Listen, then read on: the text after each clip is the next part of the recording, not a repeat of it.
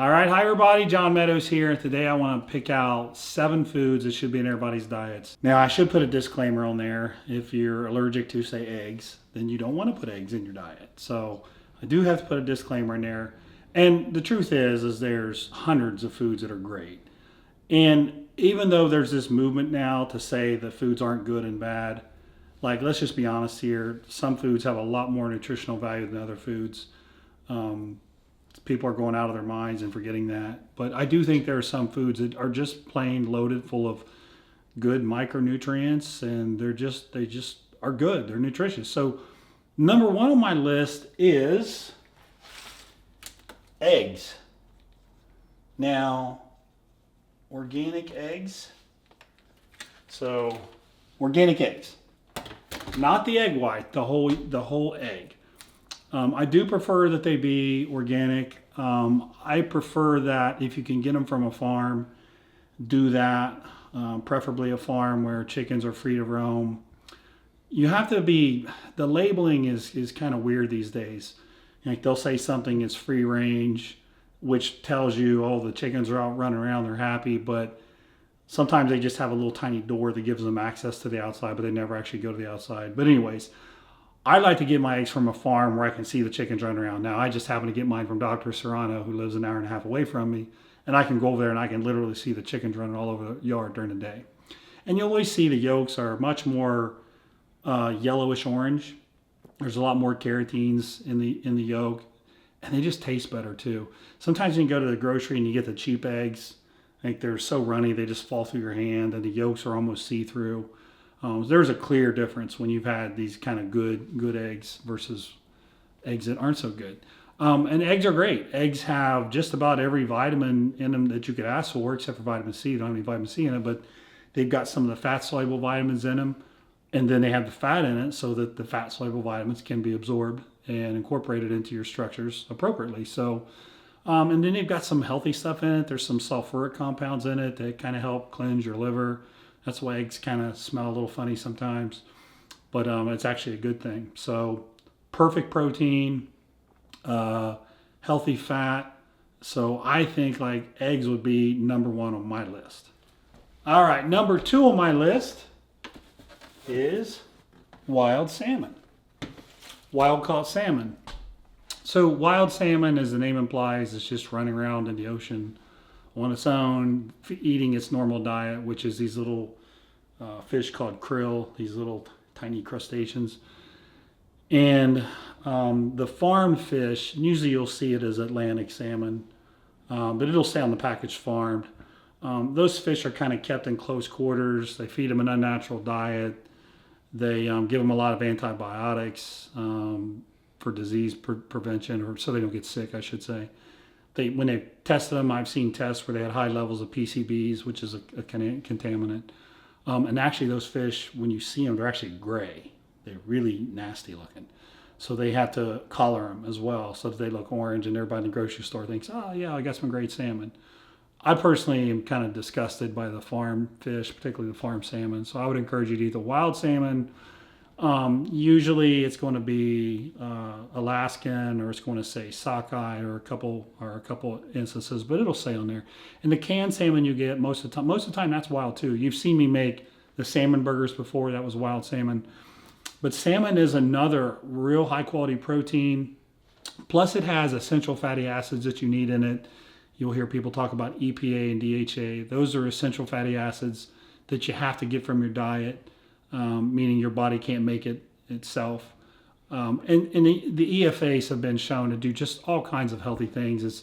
It's good to reduce inflammation in your body. It's good for insulin sensitivity. There's it's good for your blood flow, so your blood doesn't get too thick. But absolutely top of the line food is wild Alaskan salmon, and I would put that at number 2. All right, 3rd on our list is almonds. Almonds are a very impressive nut, very, very good for you. You always hear them called heart healthy because of the monounsaturated fats in it. But they're actually one of the few alkaline forming nuts that are out there. You always hear about our diets being so acidic and how harmful that can be. Well, these are actually alkaline forming because they have calcium in it, which can be hard to get to your diet. They have magnesium, which you know that is responsible for all kinds of different actions, muscle contractions being one of them, heart health being one of them, and potassium. I think we underestimate how much potassium we need. You want to make sure you eat them in the raw form. Now, when I say raw, they're still processed, I'll say. So they're not like true raw. But as opposed to, you know, heated 20 times and 10 coats of sugary stuff added to it. So, you know, raw almonds are awesome, nutritional powerhouse. They also stabilize blood sugar levels, and any healthy fat in general is going to help do that. They slow the entry of glucose into your bloodstream. You know, a lot of people talk about they don't like to combine fats and carbs, and I understand why they think that. They think that carbohydrates cause insulin response, which it absolutely does, and then you store whatever's in your blood, and they think, well, if I eat fat too, it's going to just store all this fat. That's not good thinking. They haven't thought through the whole scenario. You know, whether something is stored as fat or not is going to depend largely on the person's overall caloric consumption for the day. And again, I think if you actually combine fats and carbs, you actually slow down that glucose response. And we want stable levels of glucose. We don't want our glucose shooting up and down all day, telling your pancreas to crank out insulin on and off all day real hard. So just another good reason to like almonds. Certainly there are many other healthy nuts as well. That's just the one I picked for today. All right, number 4 on the list is kind of a late comer. It hasn't been on many lists until the last 5-10 years. Dark chocolate. Dark chocolate is pretty amazing. When I say dark chocolate, you can think of the unsweetened cocoa powder that you'll see, or you can think of the raw cacao nibs that are usually those are in like health food stores, or you'll see the dark chocolate bars, normally like 85% or more is what you want to see. Although you do get benefits from 70-75%. But anyway, probably the raw cacao nibs are the ones that have the most benefits. Now, when I say benefits, dark chocolate has more than double the antioxidants of any fruit or vegetable. And you know I love blueberries. I've talked about them a lot, even more than blueberries. And it has a flavonoid in it called epicatechin. I can never say that right, but you've probably seen it. It's in a lot of supplements. It's pretty amazing. It helps prevent oxidation of cholesterol in your body. It can drive up your HDL, can control your LDL. It also can keep your platelets from getting sticky in your blood, so you have better, I guess your blood flow is better, kind of like you'd get with a baby aspirin. So a lot of really amazing health benefits with dark chocolate. Now you got to look at the labels though. You want to make sure you're not getting the ones that say like Dutch treated. And certainly just eating a regular chocolate bar isn't going to cut it. Loaded with sugar, that's not going to cut it. That's not what I'm talking about. But anyway, so this ingredient is going to get its own video here because I could go into a lot more detail about it, but I just want to hit it at a high level today.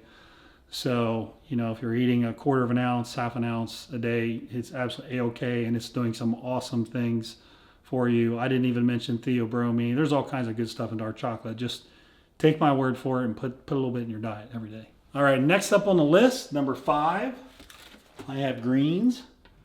Now, that could be kale greens, dandelion greens, mustard greens. Greens are fantastic. The darker the green, usually the more chlorophyll it has in it. That's important because chlorophyll can literally suck up, we'll say toxins, bad stuff from your blood. You know, you hear people trying to sell all these diets and these teas and all this stuff that are supposed to cleanse you. Well, if you want to cleanse, you know, just eating some greens every day will do plenty. That's all you really need, a serving or two of greens. It also has a lot of vitamins in it. It has a lot of vitamin C in it, actually, vitamin A, vitamin K, even calcium. So kind of well-rounded in terms of micronutrients as well. It also helps create bile. Bile is a substance that helps remove waste from your organs in your blood. So chlorophyll helps with bile, micronutrients. Very, very good addition to your diet. Greens, that's number 5. All right, number 6 on the list is Evo extra virgin olive oil. I like to put that in all my clients' diets. It's a monounsaturated fat that you always hear it being called the heart healthy fat, which means it drives your HDL, your high density lipoprotein. It's not really a type of cholesterol. But anyways, it's a good thing. You want high HDL. And extra virgin olive oil drives that. And if you look at all the research on life extension and quality of life and things like that, you'll see a lot of data that goes back to the Mediterranean diet and diets that use a lot of extra virgin olive oil. I think it's great for your health.